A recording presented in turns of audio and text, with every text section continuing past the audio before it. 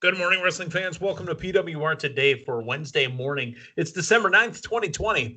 I'm the man they call Meathead, and joining me on Wednesday mornings is a fellow man they call him Matthew Thomas. Good morning, Matthew. They do. They call me Matthew Thomas. They call you Meathead. They call the man they call Sting. They call him Sting. Yeah. Well, that's where I got the man they call from. So it was given to me by the Cos, Frank Cosentino. Well, it's a very soothing name. Soothing? Yes, it's very soothing. Just like when I go inside you, yes. You didn't wait long at all tonight, did you? Oh no, I just went right in. Yeah. No, normally, we're 5 minutes or so is pretty early, but this was within the first minute of our program. So I just I'm in there. It's an exciting night. Well, and as quickly as I went in, I pulled out, and we're going to start the show. Let's talk about our sponsors, Manscaped.com, 20% off when you use the promo code PWR, Manscaped.com. They've got everything. They got the care packages. I know they still have some of their stuff on sale for Christmas. You can get the lawnmower. You can get the ball powder, because obviously everybody needs a little ball powder. The boxers, the whole package.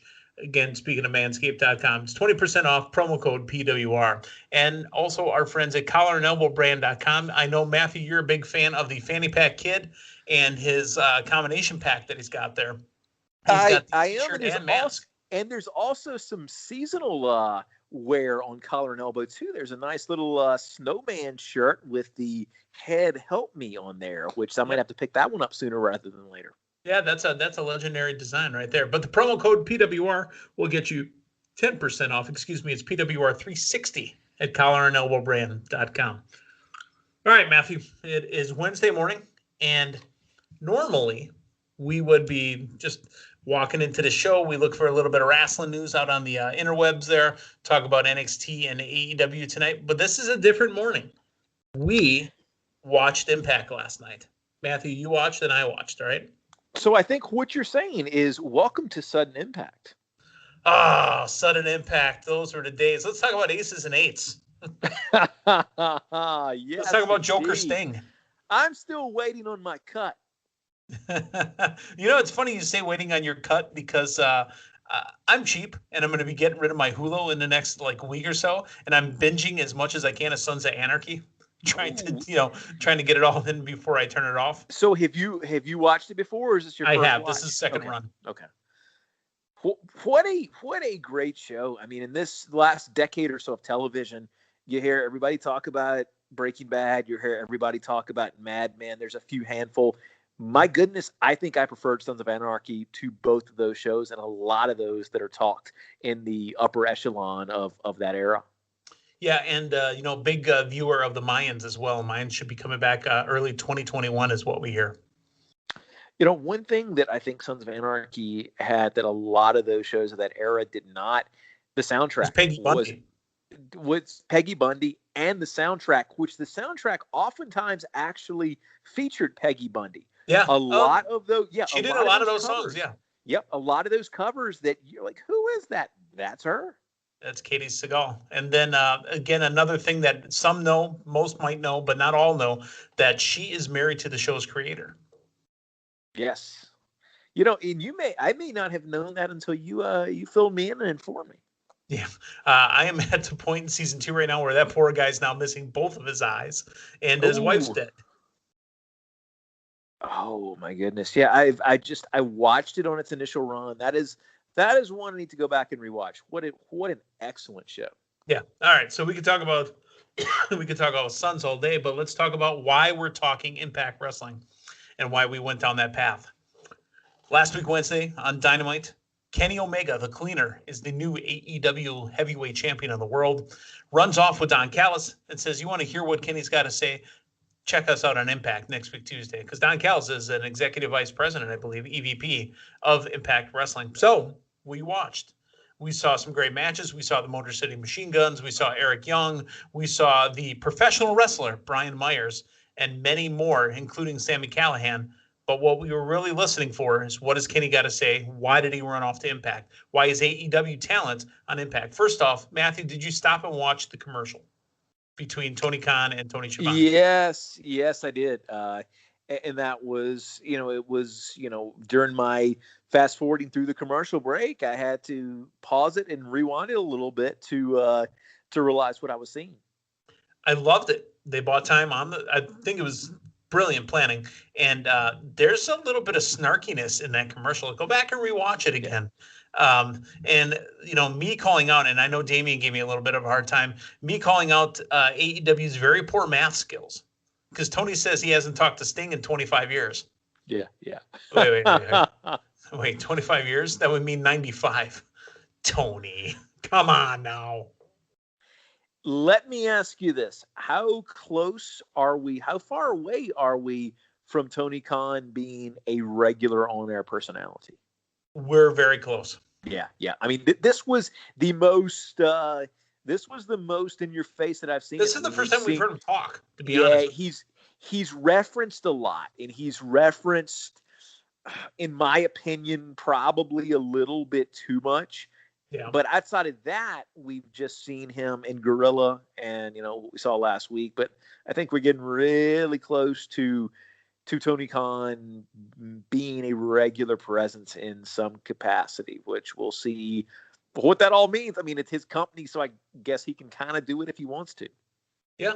And, obviously he got fronted the money for it. His father, the owner of the Jacksonville Jaguars. But that doesn't mean that Tony Khan's not very successful at all. As he said, he's got some business in Nashville. So, Kenny Omega in the bus with Don Callis and Josh Matthews. Now, Josh is the voice of Impact Wrestling, has been for a long time. I love how the little call-out, Tough Enough one. Josh is from Stanford. We interviewed Josh Matthews way back in the day. I'm going to say it was 2002, maybe, that we talked to Josh. It was right after Tough Enough. I think it was, what was that? Was it XPW that Roddy Piper was running along with Hogan? Yes. And a couple guys? I don't know if that's the actual acronym in the name, but I know the organization you speak of. Yeah, late 2001, I think it was. There was a big show. Yeah. Sable was doing a guest appearance at it, and I think the main event might have been Hogan Piper. Macho Man was involved, but no, we had a Josh Matthews interview. Go back in the PWR archives. That one is way back there. He accuses Damian Nelson of looking like Maven. Oh, my goodness. Hacksaw Jim Duggan was on that show, I believe, too, as well. So Frank got choked up by a good old Hacksaw. Ho! All right, so let's get to the meat and potatoes of it. Kenny Omega says that he can't collect the things that he likes to collect anymore, like vintage comic books. But I just collected the AEW World Heavyweight Championship. Maybe I should go around and get Superman 1, Action Comics, the AAA title. So it looks as if Kenny Omega is on a world tour going company to company and trying to win their belts. What are your thoughts on all we heard from Omega, Callis, and Matthews in the bus? My thoughts are that the package of Omega and Callis is a completely different product than we had just a week ago. I didn't necessarily, and I don't have a ton of familiarity with Callis, but Callis, Cyrus the Virus. That's true. Callis, ECW, sir. He probably did about 65 to 70% of the interview, and it worked. Omega was strong where he needed to interject, and Omega was that really good slice of aloofness and kind of quirkiness. But Callis there kind of as the bad cop, kind of as the strong arm to what Omega was complimenting that with. I think we've got something here, and I think we've got something much more than we would have had just Omega winning the title or Omega winning the title in heel fashion. This is an interesting story, and it's a very interesting dynamic with Callis in the picture. Okay. So it says he's going to go and collect championships. We will hear from Kenny Omega and possibly Don Callis tonight on Impact. What do you think they're going to bring up? Is there a cross-brand pay-per-view coming? It's very possible. And here's the thing. I haven't read anything. I don't know, where it's headed. But if you could, at the very least, get some Impact talent in Dailey's place, Impact really needs to get into a different type of venue right now. And what I realized watching Impact tonight is the difference that the Thunderdome made in the presentation of the WWE product. We've gotten used to it now. We've gotten accustomed to it. And we're getting a new Thunderdome this Friday. And we're getting a brand new Thunderdome this Friday. But there is a night and day difference, even if it's just monitors of having some type of audience dynamic. Impact, is as good as the in-ring talent is, and as good as the actual in-ring wrestling is, that empty studio where, all you're hearing is the sound of the mat, and you've got your commentary. Even if you had somebody at a commentary table that you could see calling the action there in the same building, that would add another dynamic. But I don't know what anything looks like as far as any type of agreement. But my goodness, if you could just so much get Impact into Dailey's place and let them tape there, you'd have a vastly different product. Yeah, to be honest, their COVID era taping style has grown old. I mean, and it's funny to say because the COVID style taping has only started since March, right? Where it was the empty warehouse, Raw, SmackDown, pay-per-views, empty arena. AEW was the first one to start putting people around. They put, people that worked for the company around the ring. They were the first one to light it up. Then WWE started having people, wrestlers banging on the plexiglass over and over. So, I mean, Impact's got to catch up. They're still living like it's March or April. And what's so interesting, Impact back during that era before they went to the Thunderdome, where it was wrestlers banging on the plexiglass. I remember, watching Impact for a few weeks, and the empty arena was a nice touch. It's like, what? If you're going to do it, I'd rather have this presentation than the wrestlers banging on the plexiglass. But with where WWF has moved with the Thunderdome. WWF, what year is this? My goodness. That might be the first slip in the history of the show that I've done. Hey, well, you're going to get a lot of things wrong going forward. We're going to talk about that in a little bit. But you're right. I mean, they're still in March, April mode where, WWE and AEW have moved on. Absolutely. But you know what? I mean, it's something. What I did not like about Impact's presentation tonight, though, was from the start of the show, they did not, in kayfabe and storyline, they did not seem to present themselves on equal footing with AEW and the AEW champion. The story that was being told the entire night leading up to the final interview was, he's going to be here. Oh my goodness, I can't believe it. The AEW champion is going to be here. And it wasn't with skepticism, or it wasn't, what are they doing here? It was almost, the presentation was almost awestruck that you were going to have somebody from AEW. That did not impress me. It was just in a bus outside the building. Yeah. And I did not get the impression, based on the presentation, that they felt like they were on equal footing with AEW. That being said, one other thing I want to segue to was that shot of the AEW title in that bus. Maybe it's because you're in a much smaller proximity than you are in your typical. That thing's huge. That thing is huge, and it's a beautiful belt. Yeah, it's a beautiful belt, but the nameplate is tiny. Dude, did you see it? Him holding the plate in his hand, and then Moxley's plate in his hand? How tiny that thing was. I've been telling everybody else that's big, but that's just a thing that I have to deal with. At least it doesn't spin yet. Well, we can make it spin if we have to, because Kenny Omega, he's all about the spinner belt. Could you imagine the heel heat? Could you imagine the heat if he made the thing spin, huh? Yeah, that's amazing. So tonight we're going to have an announcement again from the AEW World Champion. We've got a lot of great matches coming up, but I want to kind of move on to the next thing here. And let's just real quick touch on NXT. Finn Balor will be on tonight, and he appeared at War Games this last Sunday. Matthew, let's talk about the predictions that you had, and you were really excited about all the matches that you predicted. How did you do on Sunday? Which did not occur on air, so they were unofficial predictions. They were off air. It was like an exhibition per se. And what I was going to I was trying to see if I could actually.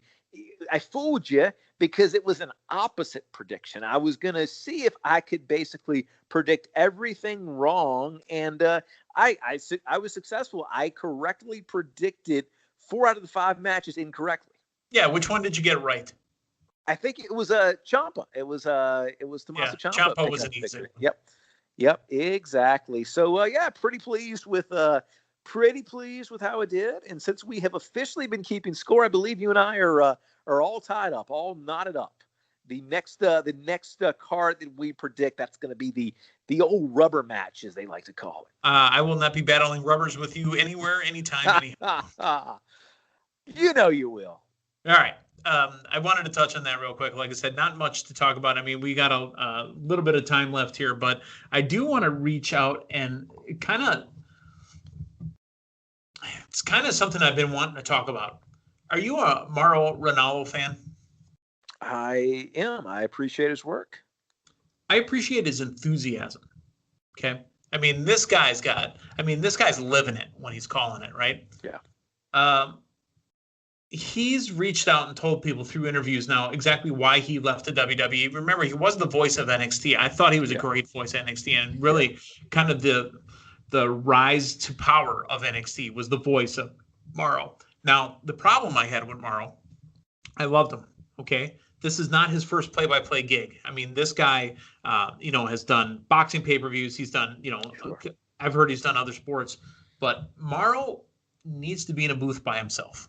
He, I feel, struggles with a color commentary partner because Mauro wants to talk for 95% of the time. And when the color person's talking, he jumps in and steps on him all the time, to the point where even Corey Graves, who doesn't go out and say much stuff, and Corey Graves is kind of the golden boy with WWE.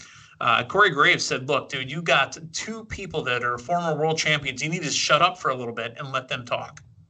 I thought that was on the line.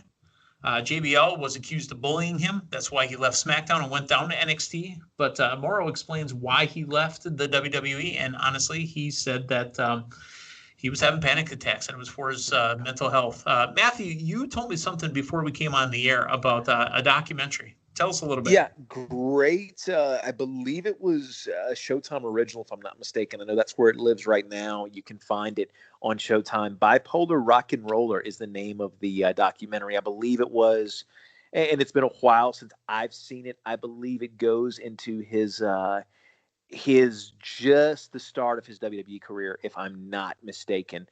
Extremely well done. Piece of film to watch. Very tough to watch at times because it follows Mauro for it was an extended period of time. And it gets very, very tough to watch at times. He's very open, very honest, and I mean he's got the camera there on his good days and his bad days, and it's a very frank, in your face documentary. Really gives you an insight into Mauro and what he has been dealing with and is dealing with. I definitely recommend anybody that can access that to watch that. A very well done piece of work. So those that watched the Mike Tyson fight over the Thanksgiving weekend, that was Mauro calling that pay-per-view. What was the one line that he shout out to Snoop Dogg besides the Sasha Banks line? But he said the Snoop Dogg giving hymns while this dude's getting knocked out. I mean, again, Mauro can be very entertaining. Here's a couple excerpts from the interview. He goes, I know, God bless his soul, Jim Cornette and many people, quote, how the hell can this guy quit a high-paying, high-profile gig, of which there are so few in this world, and he could do the show from his home remotely? How could he leave? It was to the point, unquote, by the way, it was to the point I would have panic attacks in the morning of the recordings the last few months. Now, he's a play-by-play announcer, and he thinks he's one of the better ones in the business. There's nothing wrong with that. Nothing wrong with thinking that you're one of the best ones in the business. But he goes, I need to be left alone at times. So I want to thank WWE for everything. They have improved my standing in the world and have allowed me, I believe, to get other opportunities. He didn't see eye to eye with Vince, and obviously is very thankful to Triple H as well. But he had a problem with the 3-person booth, and I don't think it's the problem with Beth. I really think Beth is coming to her own as a color commentator. I still think she needs to. She seems to have I don't know how much she's adding, to be honest with you. It's like she just has to get in her shots. You know what I mean? I think she's great. I think she can call a match if left to her own devices. But with a 3-person booth, I mean, for example, NXT right now, you've got Vic Joseph and Wade Barrett sitting next to each other. Best at the house. I feel like WWE, especially, the one exception right now that I can think of in the industry is AEW, where you have got a personality-based booth. I feel like for the most part, WWE and their product, they're going more towards, people that are, it's salt and pepper, not the group, but which they were featured at WrestleMania 11, I believe. Yes, they were. But it's just more little dashes of spices to accentuate the programming. I don't think they were featured in any WWE content, if I'm not mistaken. I feel like they're really getting away from personality-driven announce teams. I mean, yeah, you've got the people you're familiar with. You've got Cole, you've got Corey Graves, but it's not as, I feel, vital to the product as JR and King or, somebody. Well, Mauro was. Yeah. I mean, they brought it back. And Mauro was a personality. And I feel like that is much more of the exception in WWE, than the norm. And I know that WWE courted Mauro to come over there because, again, he's very expressive and is very emotional and very energetic. And, I mean, you could hear him losing it at the end of the 1-hour show where he's just into what's going on. However, he feels bad that he may have traumatized poor Beth Phoenix at times. And, WWE tried to make it work with him, and it just didn't work for him. So I wish Mauro all the best. I just wish that he could find a way to – I know he's calling stuff with New Japan Pro Wrestling as well with Josh Barnett. But I wish he could find a way to get in there. WWE is very stressful. No matter how many people want to get to the top, there's a reason why Vince McMahon is a multi-billion-dollar business. It's because he demands 100% at every second of every day. The man doesn't sleep. I mean, he does. I mean, he expects it out of everybody else. He goes, if I can do it, you can do it. There's that one part of a documentary, I forget where it was. It might have been the 24 Hours or whatever, of Gronkowski's jump, for the 24/7 title off of that little stage. Yeah. He goes, hold on, I'll show you how to do it. And he goes out and does the jump himself. He goes, all right, can you do it? All right, see, told you it was easy. Yeah, no, I remember watching that. It's, it's crazy to think that work ethic. I mean, that was this year because that was in the closed set at Mania. So that was in 2020. It's amazing to think where Vince is at, in his career and his age, that he's still going off and jumping off of stuff. All right, so that is what we got for today. I'd like to thank you guys all for listening, tuning in. Don't forget to like and subscribe. YouTube, on Apple Podcasts. We're on Spotify, Stitcher, Fight TV, one of our big-time sponsors as well. We love the Fight TV, fight.tv. Tonight, it's NXT and it's AEW. We got to hear what Kenny Omega's got to say. Also, we need to hear what Finn Balor has to say. I bet there might be a little Karrion Kross action coming up tonight as well. Who knows? So hopefully we talk to Damian Nelson tomorrow morning. For Matthew Thomas, I'm the man they call Meathead. Hey, thanks for stopping by. So long, everyone.